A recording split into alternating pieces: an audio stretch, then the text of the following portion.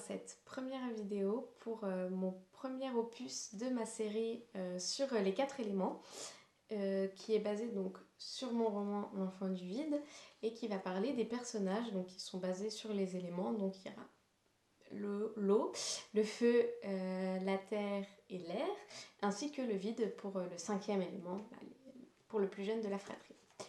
Et donc, dans cette série de vidéos, je vais vous parler des personnages, je vais faire une sorte de carte d'identité des personnages, en vous les présentant d'abord, en parlant aussi un peu de leur rapport aux liens dans le roman. Je vais parler aussi des symboles et, et de la caractérisation par rapport à leurs éléments, comment je les ai construits en fait, comment je me suis servi de leurs éléments pour les construire psychologiquement, physiquement, etc.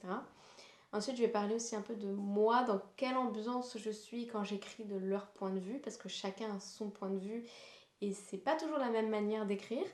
En tout cas, l'ambiance n'est pas toujours la même, en tout cas dans mon esprit. Et enfin, je vais parler un peu de leur avenir, un peu de teasing sur le tome 2, pour ceux qui ont déjà lu le tome 1. Mais promis, il n'y aura pas de spoil, même si vous n'avez pas lu le tome 1, vous comprendrez, et voilà, il n'y a pas de souci là-dessus. Je vais commencer par Marius, donc qui est le Marius Galine, qui a 21 ans dans le premier tome, qui représente l'enfant de l'eau, et donc qui a les cheveux noirs et les yeux bleus. Et si vous êtes curieux, vous pouvez taper le nom d'un acteur québécois, il me semble, qui s'appelle Joey Scarpellino, et qui en tout cas ressemble beaucoup à l'image que je me fais de Marius. Voilà. Donc c'est un truc qu'on fait beaucoup, que beaucoup d'auteurs font, d'aller chercher des visages qui ressemblent à leur personnage. Donc c'est jamais exactement ça parce qu'on a une image très particulière et unique comme toute personne dans notre esprit. Mais voilà, avoir des personnages qui ressemblent un peu, parfois c'est pratique, ça aide aussi à booster un peu l'imagination. Donc si vous voulez, vous pouvez taper son nom sur Google et il ressemble beaucoup à l'image que je me fais de Marius. Alors Marius, il se démarque un peu par une relation particulière qu'il a au lien dans le roman, parce que en fait il en a une conception un peu floue. Il sait que c'est là, mais il se ment un peu à lui-même en se disant que c'est pas vraiment là, c'est pas vraiment important. Et alors qu'en fait si, c'est clairement là, hein, et c'est clairement dû à Caleb, mais donc à son petit frère. Mais il va être un des seuls à pas vraiment le mettre en porte-à-faux, à le tenir responsable de ça, et ça, il va essayer un peu, on va le voir après, c'est aussi lié à son élément et au symbole, etc.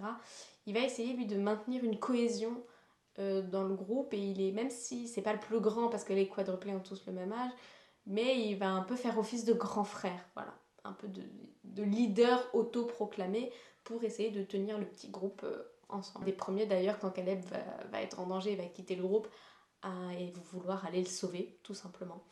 À vouloir aller le chercher par nécessité physique, puisque le lien les fait souffrir puisqu'ils sont éloignés, mais aussi un peu par responsabilité familiale. C'est quelque chose dont je vais reparler après également. Pour ce qui est des symboles qui m'ont aidé notamment à la création de Marius, alors déjà dans son prénom, Marius veut dire mère, donc voilà, très attaché à l'eau, forcément. Aussi dans ses relations avec ses frères et sœurs, puisqu'il s'entend assez bien, même si c'est nuançable, mais il s'entend à peu près bien avec Dimitri, donc qui représente la terre, et il s'entend pas du tout, il est tout le temps en conflit avec Aiden, qui lui représente le feu. Voilà, feu et eau, ils sont pas copains, c'est pas fait pour. Et donc, alors après, il y a aussi, je l'avais parlé dans la vidéo de présentation, il me semble, il y a un très fort rapport entre les éléments et les jeux de cartes. Alors, pour l'élément de l'eau, c'est lié à la famille de cartes des cœurs. Voilà. Pour ceux qui connaissent aussi les anciens jeux de cartes, c'est encore le système de cartes en Italie, je sais. Je sais pas si c'est dans d'autres pays, j'ai pas plus regardé que ça. Mais c'est les vases. Il y a les jeux de cartes anciens et en Italie, c'est les vases, or, bâton et épée. Voilà. Et donc il y a aussi des variantes en Allemagne, etc. Et donc le cœur est lié au vase. Et on fait souvent le lien aussi avec le Saint Graal. Et il y a quelque chose autour aussi du cœur, de l'eau, quelque chose de très spirituel, très lié au clergé aussi, qui peut se ressentir chez Marius. Alors pas du tout d'un côté religieux, c'est pas du tout l'idée de la spiritualité chez Marius, mais peut-être plus par son questionnement moral. Et c'est une première idée que j'ai façonnée chez Marius en pensant à ça, à cette idée de la spiritualité, c'est que Marius se pose beaucoup de questions morales. Voilà, il est très dans la réflexion, à se demander si ce qu'il fait est juste, ou ce qui ne l'est pas. Il est pas, il fait pas forcément ce qu'il a envie de faire ou ce qu'il ressent. Il se concentre pas tellement en fait sur ce qu'il ressent. Il est surtout dans l'idée de faire quelque chose de juste, de faire le bien. Et c'est aussi ça qui explique son rapport un peu compliqué avec Caleb, dans le sens où il sait qu'il est responsable, mais moralement, il se permet pas d'accuser un enfant de son malheur. Et il va aussi le sauver, pas vraiment par amour fraternel, parce que comme je l'avais dit dans la présentation, c'est pas le grand amour entre tous, mais il va plus y aller par responsabilité. Voilà. Donc voilà, il y a quelque chose, il y a un sens de la justice et de la morale qui est très fort chez Marius et qui vient aussi voilà, de son élément, et la caractérisation vient de là. Et il y a aussi, alors c'est très connu, voilà, l'élément de l'eau est lié aussi à la couleur bleue. Et la couleur bleue, elle est plus liée peut-être aux émotions, c'est vrai, mais aussi à la famille.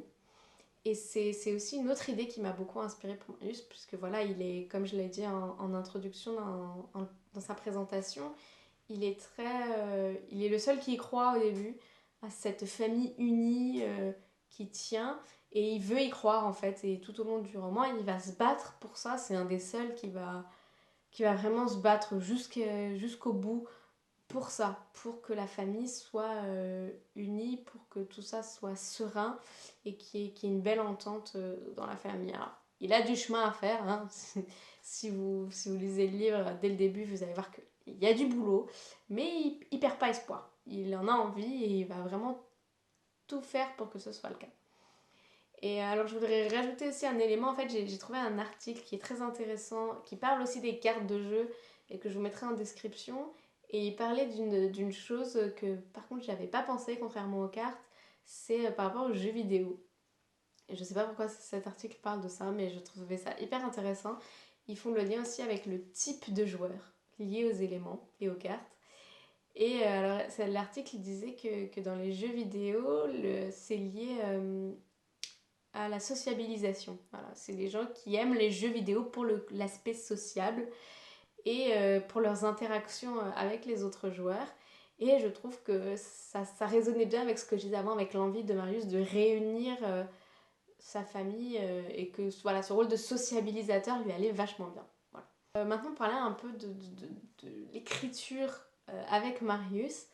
C'est un des premiers personnages où j'ai vraiment eu un rituel d'écriture qui s'est mis en place assez rapidement, je dois dire, parce qu'il se démarque, je trouve en tout cas, je sais pas si ça se ressent à la lecture, mais en tout cas à l'écriture, ce qui se ressentait beaucoup, c'était sa démarcation des autres personnages. Il y avait vraiment quelque chose de fort chez Marius. C'est par exemple quand j'écris, je m'arrête pas, je fais mes séances d'écriture, voilà, j'écris, je m'arrête, la séance d'après, je reprends mon écriture, je relis pas, je repense pas à ce que j'ai écrit avant, parce que de toute façon, j'ai un plan pour éviter les incohérences, et après, de toute façon, il y a une relecture et tout, mais j'essaye de pas trop penser ce que je raconte et ce que j'écris, parce que sinon ça m'embrouille, et j'ai envie de tout arrêter, tout recommencer, enfin, c'est contre-productif pour moi. Mais quand j'écris avec Marius, c'est vrai que je me pose plus. C'est le seul avec qui vraiment je m'oblige à faire une pause avant et à réfléchir ce que j'ai écrit avant, mais pas dans une optique d'auteur en me disant est-ce que c'est bien, est-ce que c'est cohérent, est-ce que voilà, mais plus dans une optique de personnage en me disant voilà, si j'étais dans l'histoire, en tant qu'auteur on y est déjà de toute façon, mais voilà, si j'étais un personnage de l'histoire, comment je vivrais la situation? Qu'est-ce qui, moralement parlant, qu'est-ce qui est condamnable et qu'est-ce qui ne l'est pas? Qu'est-ce qui est la situation d'un point de vue très moralisateur, pas du tout souple, d'un point de vue très dur? Qu'est-ce qui est bien, qu'est-ce qui est mal dans ce qui a été fait? Qu'est-ce qu'il faudrait faire pour que vraiment ce soit qualifié de juste? Quelle est la bonne action vraiment à faire? Et souvent, comme c'est des situations très complexes, il n'y a pas du tout manichéenne, c'est difficile de répondre à la question qu'est-ce qui est juste ou pas, et ça crée une forme de brouhaha dans l'esprit. Et c'est quelque chose que j'essaye de retranscrire chez Marius, parce que c'est vraiment ça qu'il a. Et il essaye d'y mettre vite un terme en étant quelqu'un de très pragmatique. De dire voilà, bon, il faut agir comme ça, il faut faire comme ça, et pas se poser de questions de ah, mais c'est bizarre, c'est bien sans être bien. le mal paraît peut-être mieux que le bien, enfin voilà. Et il est dans ce nuage d'incompréhension et il met tout en stand-by et en mode bon, il faut faire ça. Et c'est un peu ce que je fais quand je dois écrire avec Marius. Voilà, je réfléchis à tout ça, je refais dans ma tête toute l'histoire avec un côté très émotionnel, très réflexion, très morale et justice et bien, mal, etc. Très cadré en fait, très noir et blanc, avec aussi cet aspect très calme, très réfléchi en mode bon, il faut réfléchir, il faut être pragmatique. Donc c'est un des personnages avec qui j'arrive le plus à me mettre dans l'histoire. Voilà, et voilà, il y a toujours aussi pour le côté un peu en dehors de l'écriture et en dehors de l'esprit d'auteur, et il y a toujours, quand j'écris avec Marius, j'ai toujours un truc pour me détendre, soit une musique très douce, ou alors des fois j'écoute du bruit de l'eau, voilà. Juste, alors pour le coup, je l'ai même pas fait vraiment exprès avec son élément, c'est juste que les bruits de l'eau, je trouve ça très apaisant. Donc pour le coup, ça marche bien. Et aussi, voilà, j'ai toujours un truc chaud à boire, un peu cocooning, chocolat, tisane, voilà, quelque chose d'apaisant. Voilà, pour un peu calmer aussi. Quand on pense avec Marius, on part très loin dans son esprit, on n'est pas très bien, donc il faut un truc un peu qui nous calme aussi, ça fait du bien. Et aussi, j'essaye aussi parfois de prendre de la distance, et c'est assez compliqué, mais par contre là, j'ai eu des retours qui font que ça se montre un peu, ça se voit un peu plus à la lecture, ça je le sais. C'est que Marius, c'est un peu le culte de la mauvaise foi. Parce que Marius, voilà, comme je disais, il est dans ce truc très moralisateur, etc. Mais il se ment un peu à lui-même sur plein de sujets. Il est persuadé d'être le seul à vouloir faire le bien et il pense que sa manière de faire, d'être très pragmatique, est la meilleure. Mais en fait, tout au long du roman, il va y avoir vraiment quelque chose. Il va y avoir des remises en question, des choses qui vont lui faire comprendre que, bah, pas vraiment. C'est pas vraiment la meilleure chose à faire et que. Alors, lui, il y a du bon parce qu'il essaye, contrairement aux autres qui n'essayent pas du tout d'aider Caleb ou de faire que les choses aillent mieux. Mais il fait pas vraiment les choses de la bonne manière et il veut pas essayer de faire en sorte que ça aille mieux. Il y a un côté un peu, j'essaye de faire le bien d'une manière qui me va pour dire j'ai fait le bien et me soulager la conscience, mais quand je vois que ça marche pas, j'essaye pas d'autres trucs, donc il y a pas... En fait, il y a la question de est-ce qu'il a vraiment une volonté réellement d'aider ou est-ce que c'est de la mauvaise foi et qu'en fait il veut juste s'aider lui-même et ne pas culpabiliser sur la situation. Alors il y a des idées très différentes, j'en ai déjà discuté avec des amis qui ont des perspectives très différentes de Marius et je pense que faut laisser l'interprétation à chacun. J'ai moi mon idée personnelle, mais elle est peut-être pas juste, hein, les personnages font aussi leur petit bout de chemin tout seuls. Hein. Voilà, moi aussi j'ai un avis sur mes personnages et moi je présente les personnages, pas mon opinion. Donc voilà, chacun est libre de se faire et je trouve que c'est aussi ce qui est intéressant. Et comme c'est des personnages voilà, qui sont très ambigus dans plein de domaines, en tout cas dans mon roman, ça permet aussi à chacun de se faire un avis très différent, sans souci et sans que ça bloque l'interprétation et la compréhension du roman. Alors dans l'avenir, Marius, en tout cas dans le tome 2 que je suis actuellement en train d'écrire, il va beaucoup évoluer, tout en restant lui. Enfin, c'est assez compliqué. Au fond, il est toujours ce Marius qu'on aime aussi pour son sens de la justice, etc. Malgré tout. Mais il a beaucoup évolué, il est beaucoup plus dans la remise en question, beaucoup plus dans le doute et beaucoup plus dans... En fait, d'aller contre sa mauvaise foi. Je pense que même si c'est pas dit clairement et que ça mettra peut-être plus de temps à se dire, je pense qu'il en prend conscience aussi, lui, de cet élément.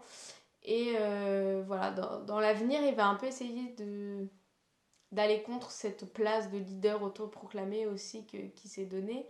Et donc voilà, parce que c'est un des personnages qui s'est pris le plus de coups aussi dans le tome 1, qui va prendre vraiment cher, hein, clairement. Donc ça va lui permettre aussi, je pense, par la suite, d'évoluer, d'avoir une grande évolution, en tout cas dans le tome 2, et j'espère aussi par la suite, jusqu'au tome qui portera son nom, hein, puisque chaque tome, en fait, là, c'est l'enfant du vide, le tome 2 sera l'enfant de la terre, etc. Il y aura à chaque fois... ça tournera à chaque fois autour d'un personnage en particulier, même s'ils sont toujours tous ensemble. Donc voilà pour le personnage de Marius, je pense avoir fait le tour. J'ai essayé de dire des choses qui m'ont aidé sans pour autant en dire trop Voilà, en espérant que voilà, ça vous aura intéressé. Si c'est le cas, n'hésitez pas à me le dire. S'il y a des choses à changer, des tics de langage ou des choses qui vous gênent, n'hésitez pas à le dire en commentaire, hein. Je suis aussi novice dans le monde de la vidéo, donc je suis preneuse de conseils. Et puis voilà, quel est votre élément dans les commentaires si vous êtes de l'élément de l'eau et si vous voulez rejoindre Marius. Et donc il ne me reste plus qu'à vous souhaiter une bonne fin de journée, bonne soirée, etc. Et puis on se retrouve bientôt pour le deuxième opus de cette série. Et que le lion vous protège.